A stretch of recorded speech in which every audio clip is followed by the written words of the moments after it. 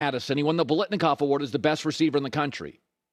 And he's got about a year left in the NFL. He'll be a top 10 pick next year. He's going to transfer. And USC is reportedly in the lead and was before he entered the transfer portal. So let me give you 4 points. Number one, if you're the best quarterback or wide receiver in college football, Lincoln Riley is going to be really attractive to you. Okay, so all these quarterbacks and receivers, top, 5-star guys that have been going to Alabama, they're going to consider USC now at those two positions. Number two, Jordan Addison had a great year because he had Kenny Pickett, the best quarterback in college. Okay, Kenny Pickett left. Wide receivers, a wildly dependent position. Caleb Williams, according to my scouts, would be the number one pick in this draft, next year's draft, and the following draft. He wants to play with him. Number three is Jordan Addison and Caleb Williams are friends. It's not tampering when friends talk. Joy and I talk about our industry all the time. I've had people at other companies come to me. Joy has had other people. We're under contract. It's not tampering. People call, they talk. It's agents, it's friends, it's allies, it's coaches. Caleb Williams talks to Jordan Addison. You think Lincoln Riley really got on the phone? He didn't. Kids talk. Quarterbacks and receivers talk. They know each other. Number four is ask yourself if you're a college football fan. Do you like your current coach? How'd you get him? Oh, he was under contract at another school under a binding legal contract. And your school contacted him. And he talked to you. Mel Tucker, I love him. Was at Colorado, Michigan State. Was contacting him and his agent. I mean, you're living in a naive world if you don't think people talk. I mean, Joey and I always talk about this NBA rule about play. You don't think LeBron's not on the phone with players? You're out of your gourd. I've had multiple companies, when I'm at Fox, come and ask questions. I'm like, happy here, not interested. You're living in some, idealistic world in the 50s. Well, I work at Coke. I can't take a call from... People take calls all the time. These are scholarships. These are young players. They have friends and allies and coaches and buddies. This is the new world, and I understand people are uncomfortable with it.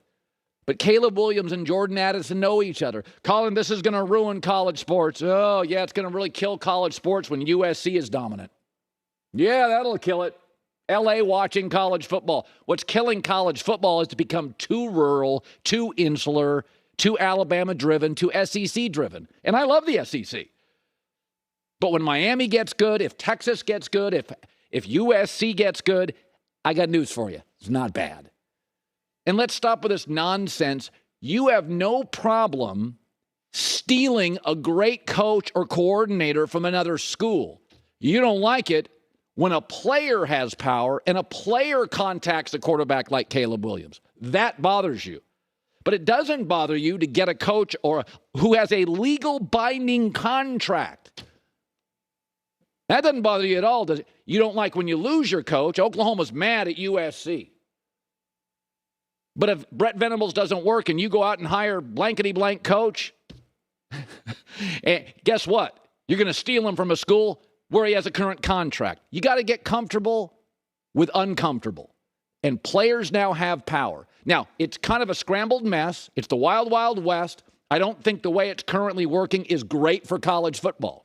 But in every industry, tech, academics, I got news for you. Harvard has got a professor that Princeton wants. He's got a contract, he's got tenure, and they're calling and trying to poach him. It's the world. Talented people get calls, they have discussions, and this isn't a random Pitt player. He's the best receiver in the country. Yeah, I don't know why Lincoln Riley, USC's brand, Los Angeles, and Caleb Williams, yeah, that would be kind of attractive, right? Sort of, yeah, kind of. Yeah, maybe. It's the new world. I'm not saying it's perfect. You can argue that what's going on is not sustainable. I don't think it's overall great, but there is a brief window here where it's legal. And, the Alabama's not going to sit back and go, well, we're in a new world. We're going to let everybody else do it. No, you got to be aggressive. And the other thing is people say, well, Lincoln Riley initially hated the transfer portal. Yeah, a lot of coaches did. So did Nick Saban. But Lincoln Riley and Nick Saban realized it's now legal. It is the world. Our competition's doing it. We got to keep up. It's like Mike Krzyzewski hated the one and done. And then about 5 years in, he's like, hell, I'm getting beaten by all these players who I won't recruit because they're one and dones. They're going to Carolina and Kansas and Syracuse. There's a lot of things in my life I don't love. But once they become legal and everybody, including my competition's using it, I'm not going to be stubborn and rigid. Yeah, Lincoln Riley didn't love the transfer portal. Nick Saban hates it. But they're not going to sit there and go, I refuse to take great players. That would be idiotic. So all the tampering talk, do you guys think 17, 18, 19-year-old kids sit around and don't use their iPhones? You're using them as an old, crusty 80-year-old.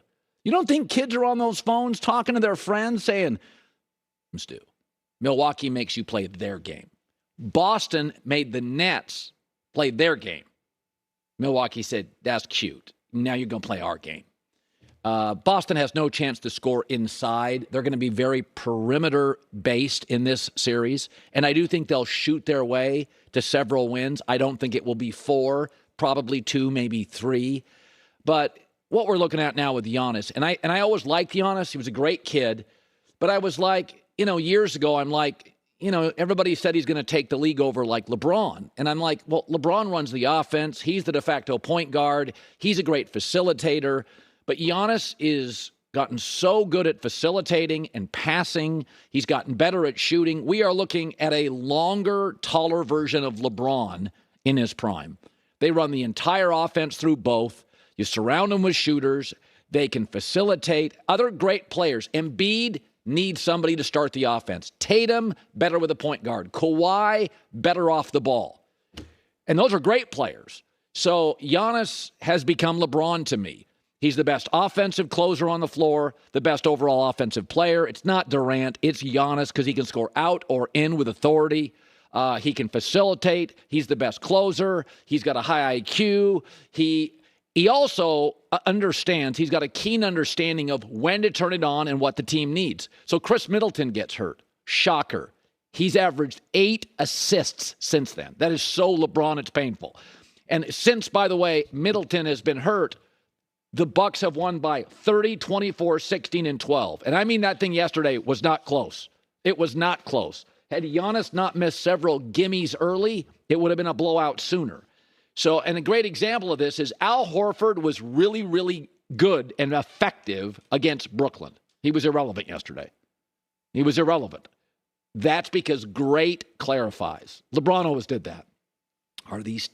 Is Derrick Rose really the MVP? Are these teams in the East any good? And you'd be like, nah, LeBron swept them. And that's what I always said about Andrew Luck, the quarterback. Can you come into the NFL with an average roster and win? And Andrew Luck won 11 games with a garbage roster. It's like, yeah, if you're good, you can. It clarifies. And that's what Giannis is doing. He is eliminating Boston's inside game. He's really basically turned them into a perimeter team, and they're good enough and well-coached enough and have good enough players. Now, Marcus Smart is now hurt. He'll play, but he's hurt. That is bad news for Boston. Tatum's the best player. I could argue Marcus Smart's the soul of the team. But I think what we're watching is, and I really noticed it at the end of the playoffs last year. I always thought Giannis was great, but at the end of the playoffs last year, a couple of those, can he close? Can he hit the jumper late? Can he hit free throws late? Check, check, check. This is the best player in the league. He should be the MVP. You could give it to him for 8 to 10 straight years. He won't win it because NBA voters tend to, they like new and fresh stories. I get it. The media likes, new and different.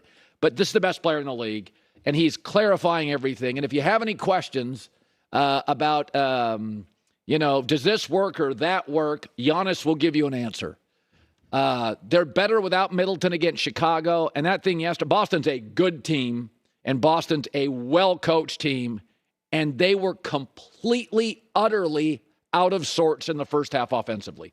Could just not find their way because of one guy. Joy Taylor with the news. No. Turn on the news. This is the Herd Line News.